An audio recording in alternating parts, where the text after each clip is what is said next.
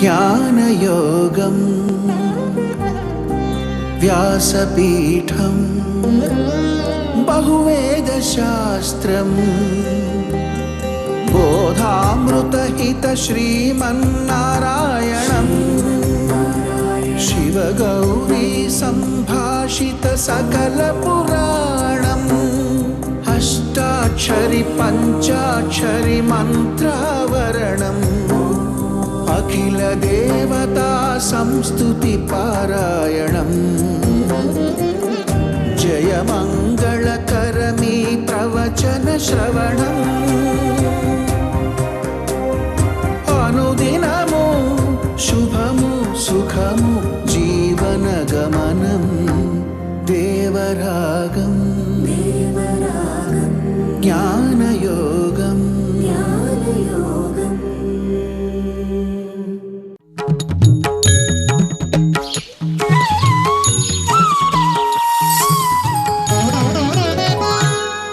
ఆపదామపహర్తారం దాతారం సర్వసంపదాం లోకాభిరామం శ్రీరామం భూయో భూయో నమామ్యహం.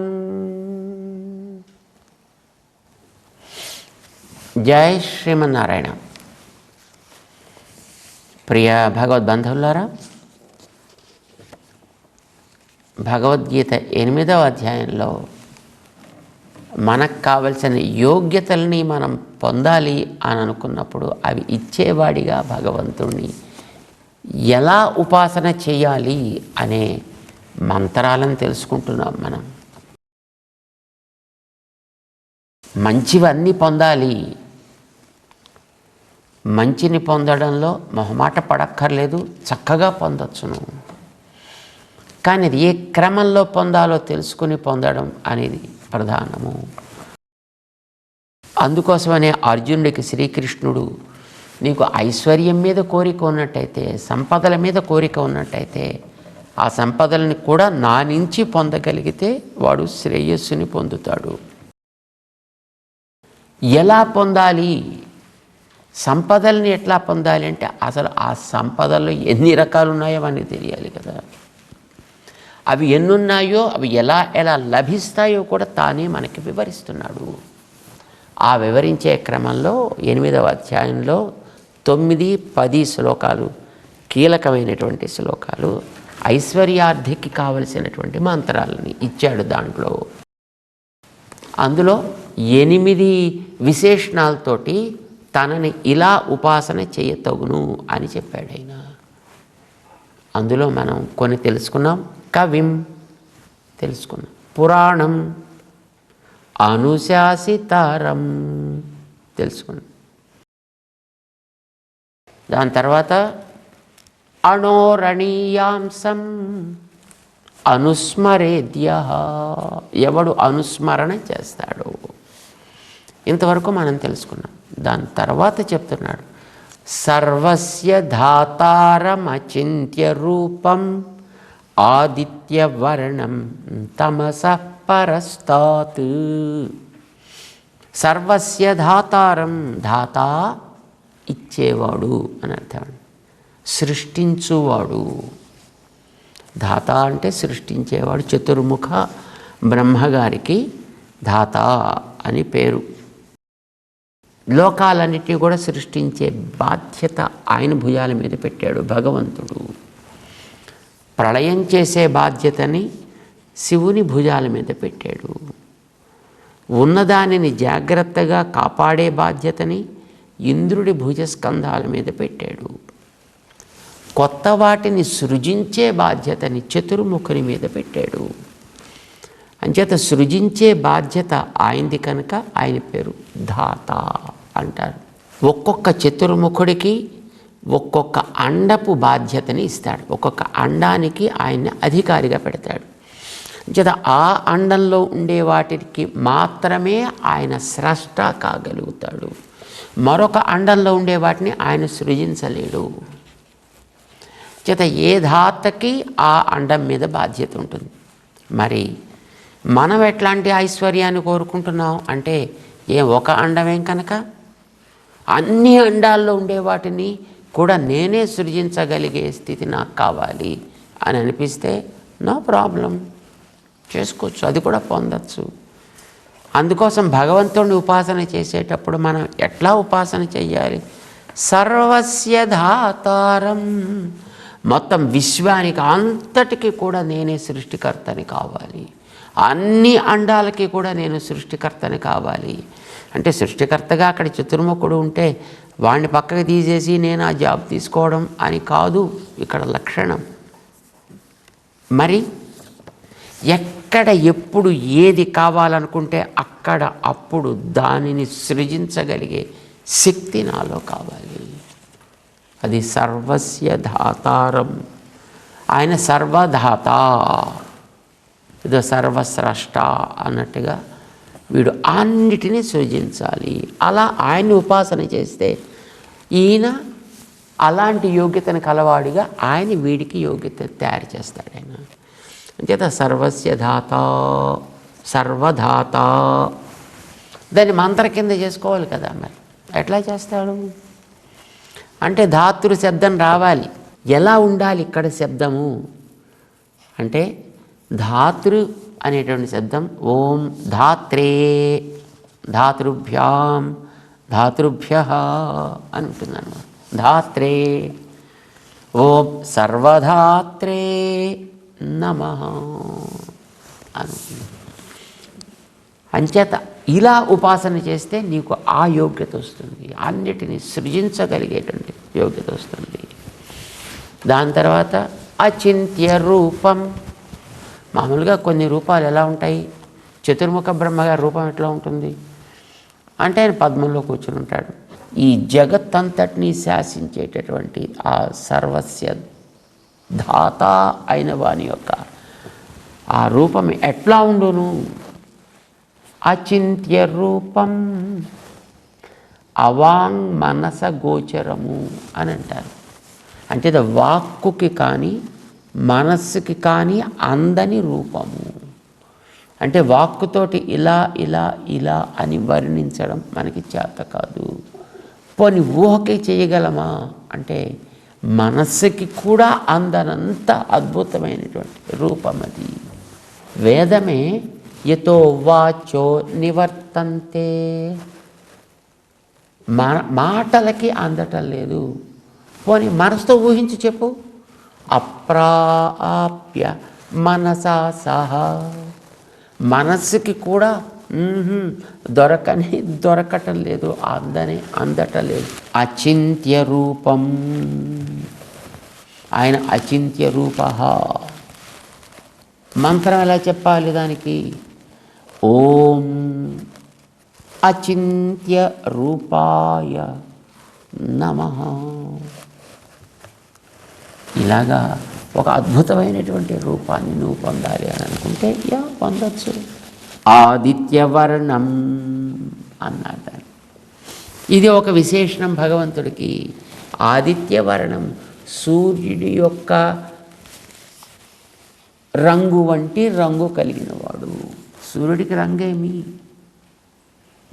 బంగారపు రంగు. ఆయన మా బంగారు గోళం. వీడు కూడా అట్లాంటి బంగారపు రూపం వీడు కూడా వచ్చేస్తుంది. భగవంతుడి గురించి చెప్తూ మనకి ఛాందోగ్యం అనే ఉపనిషత్తు తస్య ఆప్రణఖాత్ సర్వ ఏవ సువర్ణ. కేశపు అంచు దగ్గర నుంచి మొత్తం అంత కాలి గోటి దాకా కూడా ఆదిత్యవర్ణం, ఆయన సూర్యుడి వంటి ప్రకాశం కలిగిన వాడు. ఆప్రణఖాత్ సువర్ణ. మొట్టమొదటి బాబా ఏదో ప్రయత్నం చేసిందండి. ఏదో సువర్ణ నఖ, ఏదో సువర్ణ కేశ. ఆయన కేశములన్నీ కూడా బంగారంలాగా తళతళలాడుతూ ఉంటాయి. ఆయన గోళ్ళు కూడా మంచి బంగారంలాగా తళతళలాడుతూ ఉంటాయి. ఆయనకి మంచి మంచి మీసాలు కూడా బంగారం తళతళలాడుతూ ఉంటాయి అని బాబా ఎంతవరకు చెప్పచ్చో అంతవరకు చెప్పింది. సరే ఇలా 1, 2 చెప్తూ కూర్చుంటే ఇంకెక్కడ తెల్లవారుతుందండి ఇది. కనుక ఆప్రణఖాత్ సర్వ ఏవ సువర్ణ.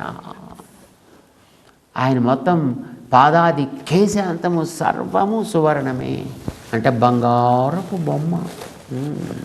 వేదం కూడా ఆయన గురించి అట్లానే చెబుతుంది. ఆదిత్యవర్ణం తమసపరస్తాత్. సరిగ్గా అదే చెప్తున్నాడు శ్రీకృష్ణ పరమాత్మ కూడా, తమస పరస్తాత్. ఇది మరొక విశేషంగా చెప్పాడు ఆయన. తమసః, తమస్సు కంటే, పరస్తాత్ పైనుండువాడు, దానికి వేరే ఉండువాడు. తమస్సు అంటే ఏమి? తమస్సు అంటే చీకటి. చీకటికి ఆవలివాడు, వెలుగైనవాడు సూర్యుడు అని అంటున్నారు కదా. ఈ తమస్సు కాదు చెప్పేది. మరి ఏ తమస్? ఈ ప్రకృతికి అంతటికి మూలద్రవ్యంగా ఉండేటటువంటి తమ పదార్థము. తమస్సు అనేటటువంటి ఒక పదార్థం. ఈ తమస్సు అనే పదార్థంలోంచి అసలు మొత్తం మన సృష్టి అంతా వచ్చింది అని మనకి వివరిస్తున్నాయి మన గ్రంథాలు. ఎట్లా వచ్చాయి అంటే తమస్సులోంచి. తమస్సు అనేటటువంటి ఒక మూలద్రవ్యం, గింజ అనుకుందాం మనం. ఆ తమస్సు, ఆ పైన ఏదో పరదేవత అనేది ఒకటి ఉందిట, దాంట్లోకి వెళ్ళి చేరిపోవు. ఏకీభవతి అన్నారండి అక్కడ. ఏకీ అంటుంది అంటే దాంట్లోకి వెళ్ళి అది ఉన్నదా లేదా అనేది విడదీసి చూడటానికి అవకాశం లేనంతగా కలిసిపోయి ఉండును. వెళ్ళి తమ పరే దేవే ఏకీభవతి, దాంట్లో చేరిపోయింది. చేరి ఉంది కానీ ఒక్కటే అన్నట్టుంటుంది. ఇది అందులో చేరి ఉంది, ఒకటిగా అయింది. ఒకటైపోలే, ఒకటిగా అయింది, ఒకటి వలే అయింది. మళ్ళీ దాన్ని ఏదో సాధనం చేసి బయటికి తీసాడు అని అంటే ఓకే, దట్స్ ఫైన్. ఇది ఎలాగైతే లోపల చేరిపోయి ఉండిపోతుంది, ఈ జీవవర్గం అంతా అట్లా చేరేదానికి అది తమస్సు అని పేరు పెట్టారండి. ఆ చివరి మార్పు అన్నమాట అండి. వీడు ఈ ఐశ్వర్యం కోరుకునేవాడు ఈ తమస్సులో కనుక ఎక్కడైనా ఉన్నా అంటే మళ్ళీ ఇందులో ఆ బ్రహ్మ భువనాల్లోక పునరావర్తిన అన్నట్టుగా మళ్ళీ ఆ బ్రహ్మలోంచి కిందకి, మళ్ళీ కింద నుంచి పైకి, మళ్ళీ స్థావరాల్లోంచి దేవతల్లోకో, మనుషుల్లోకో, తిరియకుల్లోకో, మళ్ళీ స్థావరాల్లోకి, మళ్ళీ ఇందులో తిరుగుతూనే ఉండాలి. ఈ తమస్సు దాకా ఉండే వాటికి ఇందులో తిరగడమే లక్షణంగా ఉంటూ ఉంటుంది. కనుక ఇందులో వీడున్నాడంటే ఏ స్థితిలో ఉన్నా మళ్ళీ ఆ సైకిల్లో పడక తప్పదు. వీడు మళ్ళీ ఆ చక్రంలో పడి తిరుగుతూనే ఉంటాడు. ఇందులో తిరగద్దు అని అనుకుంటే ఈ తమస్సు దాటి పైకి రావాలి. అలా అవుతాడు సుమా, ఇది చెప్తున్నాడు. తమస్సు దాటి పైకి వస్తేనే కేవలం కైవల్యార్థి అయినా వాడికి కోరుకున్నదాన్ని వాడు పొందగలుగుతాడు. నాకు ఏదైనా దేహం కావాలి అని అంటే దాంట్లో అభ్యంతరం ఏం లేదు. నువ్వు ఎట్లాంటి ఏ దేహం ఇచ్చినప్పటికీ నువ్వు మంచే చేస్తావు. కానీ నేను కోరుకునేది ఏమిటి? ఈ తమస్సు కూడా ఆవల ఉండేటటువంటి ఒక స్థితి, సంపదల్ని అనుభవించేటటువంటి స్థితి నాకు కావాలి. అప్పుడు అలా ఉపాసన చేయి. తమస పరః అని దాన్ని మళ్ళీ ఒక మంత్రం కింద చేసుకోవాలి. తమోద్రవ్యానికి కూడా ఆవలకి మనం వెళ్ళిపోవాలి అంటే ఈ తమస్సుకి ఈ లోపలే ఉండేటటువంటి బ్రహ్మ, రుద్ర, ఇంద్ర, వరుణ, వాయు లాంటి వాళ్ళ పెత్తనం నీ మీద ఏమీ ఉండదు.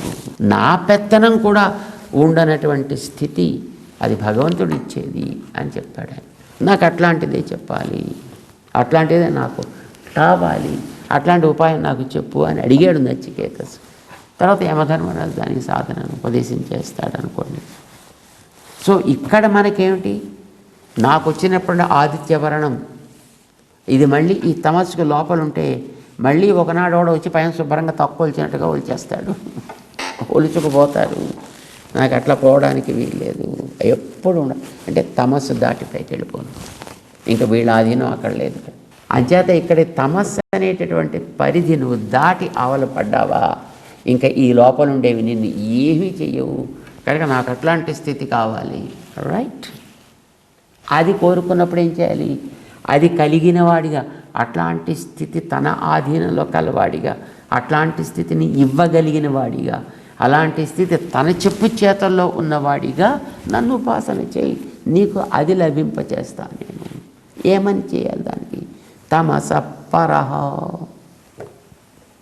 తమసపర, దాన్ని మంత్రం కింద మార్చుకోవాలి. ఏమని?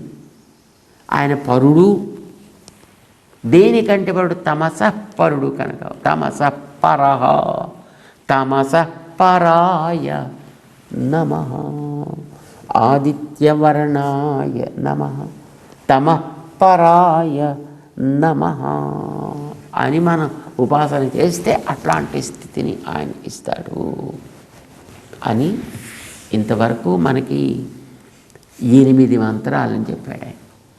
కవిం పురాణం అనుశాసితారం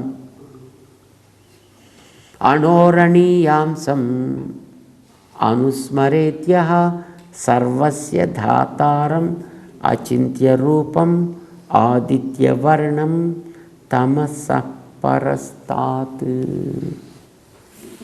అయితే ఇదేం చేయాలి? ఇవి కావాలంటే ఈ 8 నువ్వు కావాలంటే 8 సంపాదించు, లేకపోతే 8లో 1 కావాలంటే 2 కావాలంటే నువ్వు ఏది కోరుకుంటే అది చక్కగా చేసుకో. కానీ ఎప్పటిదాకా చేయాలి ఇది? అనుస్మరేద్య, అది చెప్పాడు. నువ్వు ఇక్కడి నుంచి బయలుదేరేటంత వరకు కూడా, ప్రయాణకాలమాసన్నమయ్యేటంత వరకు కూడా వీటిని నువ్వు మరిచిపోకుండా చక్కగా అనుసంధానం చేసుకోవాలి. ఇలా అనుసంధానం చేసుకుని ప్రయాణకాలంలో కూడా నువ్వు దాన్ని ఉంచుకోగలిగితే, ప్రయాణకాలే మనసా అచలేన, అచలేన మనసా, చెదరని మనసు చేత. ఎందుకంటే మనకి మొట్టమొదటి చెప్పేటప్పుడు అన్యగామి కావద్దు చేతస నాణ్యగామిన అని చెప్పాడు కనుక ఆ భగవంతుడు మనసాచలేన ప్రయాణకాలే, ఆ ప్రయాణం చేసేటప్పుడు భక్త్యాయుక్త, దాని తర్వాత యోగబలేన, మనకి గతంలో ఒక యోగ చెప్పాడు అనుకో, ఉపాసన పద్ధతిని చెప్పాడే, ఆ ఉపాసన పద్ధతితోటి అది నీకు ఎంత దృఢమైతే అంత బలంగా చక్కగా చేస్తూ ఉండాలి. ఈ మంత్రాన్ని చేయాలి, మంత్రం కలిగిన వాణ్ణి చూడాలి, వాడి కళ్యాణ గుణములని భావించాలి, ఇది ఇచ్చేవాడిగా గుర్తించాలి. అప్పుడేం చేయాలి? భక్త్యాయుక్తో యోగ బలేన చైవ, నీకుండేటువంటి యోగ బలంతో పాటు ప్రేమ కూడా ఉండాలి. ఉత్త యోగ బలమే అయినట్టయితే అబ్బా ఎందుకు వచ్చిన తలకాయ నొప్పండి అనుకుంటూ అబ్బా ఇంకా కాలేదేమిటండి ఇలాంటి భావాలతో చేస్తాం. కానీ అది మన కోసం మనవాడిచ్చేదైతే ఇంకా అప్పుడు ఏడుస్తూ చేయడం ఉండదు, ఆనందంగా చేస్తామన్నమాట మనం. అంచేత భక్త్యాయుక్త, భక్తితోటి కలిగి యోగ బలేన చైవ, చేసేటటువంటి ఆ ధ్యానపు స్థితిలో మంచి నిలకడ కావాలి. అయితే దీన్ని ఒక స్థానం కూడా చెప్పాడు. మంత్ర ఉపాసన చేసేటటువంటి స్థానం ఎక్కడ? హృదయమా, కంఠమా, శిరస్స కాదు, భ్రువోర్మధ్యే ప్రాణమావి. నీ ప్రాణశక్తిని ఎక్కడ బిగపట్టాలి అంటే భ్రువోర్మధ్యే, నీ 2 కన్నుల మధ్య భాగంలో నువ్వు కనుక దాన్ని సక్రమంగా ఉపాసన చేసినట్లయితే భక్త్యాయుక్తో యోగ బలేన చైవ భ్రువోర్మధ్యే ప్రాణమావేశ్య సమ్యక్, ప్రాణం ఆవేశ్య సమ్యక్, మన యొక్క ప్రాణశక్తిని ఇక్కడ ఈ భ్రుకుటి మధ్యలో నిలబెట్టాలటండి. అక్కడ చూడాలి. ఎందుకంటే అది జ్ఞానానికి ఆరంభ మార్గం. అది అక్కడి నుంచి బయలుదేరుతుంది, అలా పైకి తీసుకెడుతుంది అన్నమాట. అందుకోసమే మన వాళ్ళు మధ్యలో పెట్టి ఆ బొట్టుని ఇక్కడ ఇలా పెడతారు. మనకు కావాల్సింది అక్కడ ఆరంభం. సంపదలు మనం కోరుకుంటున్నాం, ఇది మర్చిపోకూడదు. ప్రపంచంలో ఉండాలనుకుంటున్నాం, సంపదలతోటి తొలతూగాలి అని అనుకుంటున్నాం, అది ఇచ్చేవాడిగా వాడిని గుర్తించాం కనుక దాని ఆరంభం ఎక్కడో అక్కడి నుంచి. జ్ఞానానికి ఆరంభం ఇది. ఇవి 2 జ్ఞానానికి గుర్తులు, కళ్ళు. ఈ 2 కళ్ళు ఉన్నప్పటికీ ఒకదాన్నే చూస్తాయి, మనకందరికీ తెలుసును. చూడాలి కూడా. భ్రువోర్మధ్యే ప్రాణం ఆవేశ్య సమ్యక్, అక్కడ కనుక నువ్వు నిలబెట్టినట్టయితే సతం పరం పురుషం ఉపైతి దివ్యం, దివ్యుడైనటువంటి పురుషుణ్ణి. అంటే ఇప్పుడు మనకి ఈ శరీరాల్లో ఉంటున్నాం, కానీ ఇవన్నీ కూడా దివ్యములు కావు. మన శరీరాలన్నీ కూడా మృణ్మయాలు కదండి, ఇవన్నీ కూడా దివ్యములా, దివితో తయారైనవా కానీ కాదు. అందుచేత మనం పొందాలనుకుంటున్న ఇలాంటి శరీరం కాదు మనం పొందాలనుకున్నది. మరి ఎట్లాంటి శరీరం? దివ్యమైన శరీరం, అప్రాకృత శరీరం కావాలి మనకి. అంటే అప్రాకృతుడు ఆయన. తనకుండేటటువంటి దేహం ఎలాంటిది? భగవంతుడికి ఉండేది పంచ ఉపనిషణ్మయ విగ్రహము అని అంటారు. మన పంచభూతాల్లాగే ఆయనది పంచ ఉపనిషణ్మయ శరీరము. పరమేష్ఠి పుమాన్ విశ్వ నివృత్తి సర్వ 5. సో ఈ 5 కూడా ఆయన దగ్గర ఉండేటటువంటి దేహాలు తయారవుతాయి. ఆయన అనే కాదు, ఆయన దగ్గరికి ఎవడు చేరినా వాళ్ళందరికీ అలాంటివి ఇచ్చేస్తాడు ఆయన. పరమ ఉదారుడు. మన దగ్గరికి ఎవరైనా వచ్చినప్పుడు వాడికి ఏదైనా కప్పుకోవడానికి ఒక దుప్పటి ఇవ్వాలంటే దానికి ఎంత పెట్టాలి, ఛార్జ్ పెట్టి మనం దానికి వసూలు చేసి మరీ ఇస్తాం. కానీ పరమాత్మ అక్కడికి వెళ్ళిన వాడికి దేహాలు తీసుకో, ఎన్ని కావాలి నీకు అన్ని తీసుకో. మళ్ళీ అందులో ఒకటి కాదండి, మళ్ళీ వీడు ఏకధా భవతి దశధా భవతి అంటే ఓకే తీసుకో 10, శతధా తీసుకో 100, సహస్రధా తీసుకో 1000, అసహస్రధా అన్ని. అలాంటి దివ్యదేహాన్ని మనకిస్తాడు. అలాంటి పురుషుణ్ణిగా వీడిని తయారు చేస్తాడు. పురుషం అంటే మనకు తెలుసుకున్నాం గతంలో, పురిసేతే ఇది పురుష, దేహములో ఉండువాడు. పరమం పురుషం ఉపైతి, ఉత్తమమైన దీనికంటే ఇంకా మంచిది లేదనేటటువంటి శరీరాన్ని పొందిన పురుషుడుగా వీడవుతాడు. అది దివ్యము అయి ఉంటుంది. కనుక నీకేం డౌట్ అక్కర్లేదు. మనలో ఉండేటటువంటి వాటిని, మనలో ఉండేటటువంటి దోషాలని ఆయన పైకి రాకుండా వాటిని అణచి మంచి భావాలు పైకి వచ్చేటట్లుగా సృజించాలన్నా లోపల వాడిని ఉపాసన చేయాలి. దేహధారులలో ఇంతకంటే గొప్ప దేహధారి లేడు అని అంత ఉత్తమమైనటువంటి రూపాన్నిస్తా, గుణాలనిస్తా, అనుభవాలనిస్తా, ఆనందాలని ఇస్తా. ఉపాసన అంచేత సతం పరం పురుషం ఉపైతి దివ్యం. దివ్యం అనంటే అప్రాకృతమైన అని అర్థం. ప్రకృతి సంబంధము లేనిది అయినటువంటి దేహాన్ని వీడు తప్పనిసరిగా పొందును. భగవంతుడు అర్జునుడికి ఒక గొప్ప భరోసాని ఇచ్చాడు. ఐశ్వర్యార్థులకి పొందవలసినవి ఇవి అనేటటువంటి దాన్ని ఎక్కడా మొహమాటం లేకుండా చక్కగా ఉపదేశం చేశాడు ఆయన. సో ఇలా చేస్తూ కైవల్యార్థికి ఉపాసన చేయవలసిన పద్ధతి ఉంది. ఐశ్వర్యార్థికి ఇక్కడితో పూర్తి చేశాడు ఆయన. 9-10 శ్లోకాల్లో ఉపదేశం చేశాడు. దానికి ముందు 8వ శ్లోకంలో ఎలా దాన్ని సాధించాలి అనేటటువంటి విషయాన్ని చెప్పాడు ఆయన. సరే, మరి ఇంతవరకు ఐశ్వర్యార్థి అయింది. తర్వాత వాడు కైవల్యార్థి. ఐశ్వర్యార్థి ఏం చేస్తున్నాడు? తనకి కావాలి నాకు ఇలాంటివి కావాలి అని పొందుతున్నాడు. కైవల్యార్థి ఏం చేస్తాడు? నాకు ఎవ్వడక్కర్లేదు, నన్ను నేనే పొందితే చాలు.